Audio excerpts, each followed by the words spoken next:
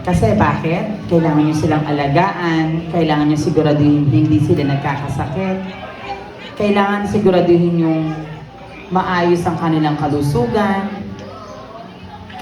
kailangan na ibibigay natin yung mga bagay na kailangan nila sa araw-araw. Bilang magulang, mahirap magkaroon ng isang responsibilidad. Mahirap maging maayos na magulang kasi wala pong perfect na parents. Lahat po yan, laging may downfall or may negative part. Hindi perfect ang parent, pero sinisigurado nila na lahat na ibibigay ko. So ikaw, Mami Aryan, ano pa ba ang may i-advise mo ngayong 18 na si Pauline? Do you have any plans, advice sa kanya as she grow older?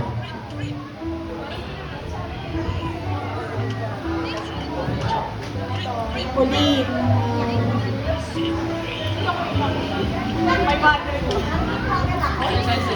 Pauline, wala naman ako ibang gusto kundi makatapos ka lang. Sana, yung, ano ba yun, yung pangarap mo na magkaroon tayo ng sariling shop. Sana matupad mo yun kasi alam ko na gusto mong mangyari. Basta, huwag ka muna mag-boyfriend, huwag mo na muna kami kaya.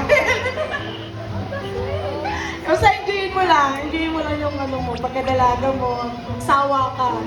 Kasi, yun ang pinakadabis dyan, pag nagsawa ka, pag nakapagtrabaho ka na, tsaka ka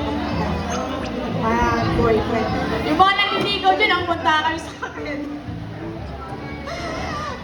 Yun, mahal na mahal ka namin ni Mama. Ito yung pinakamagandang bagay na binigay sa amin ulat una pa lang. Na kahit naghihirap kami, at least nakaka-survive tayo. Ito ka ngayon, ako. Dati, sa akin pinto, ngayon ang laki na, di ba? May dalaga na ako. Ayun, malamal ka namin, Pauline. Love you.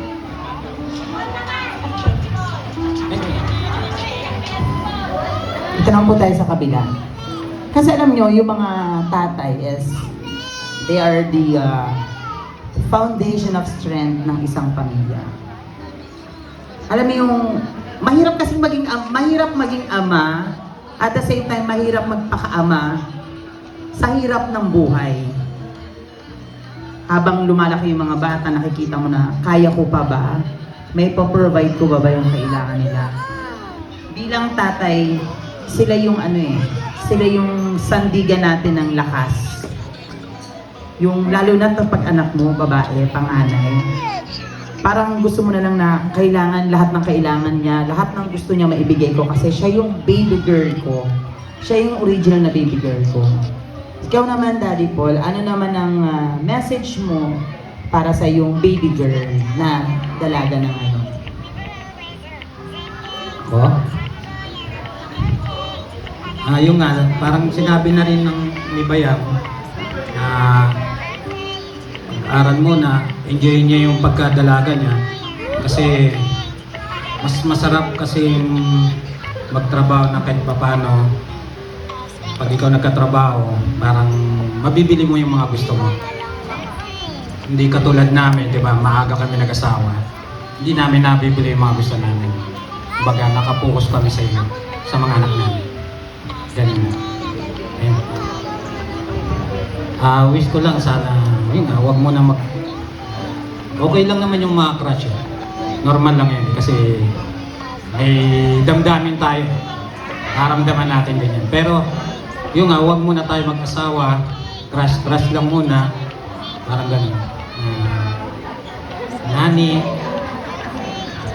Ayan na ngani, wag nga muna ngani mag-boyfriend ngani. Ayan. So, narinig na natin yung mga parents, no? It's very, alam niyo, hindi naman showy yung mga magulang natin ikaw naman ngayon, Pauline, as your birthday, ano naman yung gusto mong sabihin mo sa parents mo, sa mga taong naririto na naging part nitong special day mo? Thank you kay Mama at Papa kasi tinuloy nila yung pinapangarap ko kasi kahit alam namin, hindi talaga dapat matutuloy itong libong na to, pero tinuloy nila kasi nga pangarap ko. Si Mama nagpursige na gumawa ng cake, na humanap ng customer para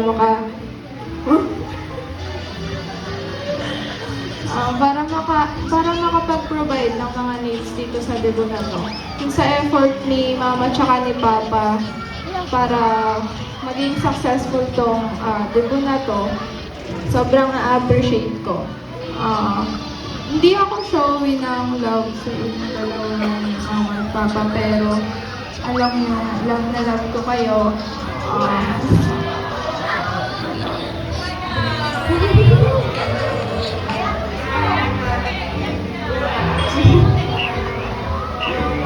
Sorry kung lagi akong sumasagot sa inyo. Basta love na love ko sila. Hindi ko lang sa kanila laging pinapakita, pero sana nararamdaman niyo yun. There you have it, ladies and palakpakan natin as Pauline turns 18! Ayan, thank you very much po. Ayun po yung mga gusto magstay, pwede pa naman kayo magstay. Take those time to have pictures with our birthday celebrant. Pwede po kayo magpa-picture. Once again, my name is Mars. I'm your